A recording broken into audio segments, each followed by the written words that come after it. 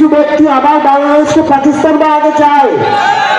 আমরা পাকিস্তান হতে চাই না, আমরা বাংলাদেশ থাকতে চাই, যে বাংলাদেশের সকল দল থাকবে, সকল মত থাকবে, সকলে ভোটাধিকার প্রয়োগ করবে।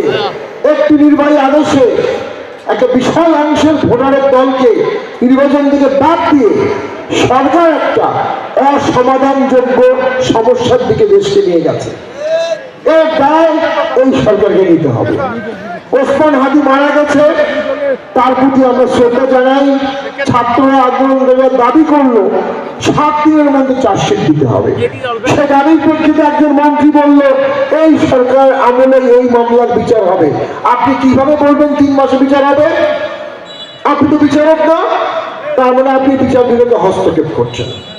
অর্থাৎ স্বৈরতন্ত্রের ফ্যাসিবাদের যে উপাদানগুলো আমরা সবগুলো বর্তমান সরকারকে দেখতে পাচ্ছি।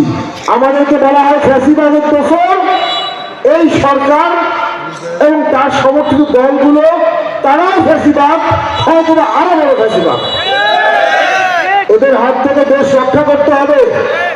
আজকে সনাতন ভাইদের বলবো, আপনাদেরকে এরা ভয় রাখে, আপনাদেরকে ভোটে যদি দিতে চায় না, ভোটে দিলে বলে আমাকে দেখিয়ে ভোট দিতে হবে, আপনাদের পূজা মণ্ডপ তারা পাহারা দেবে।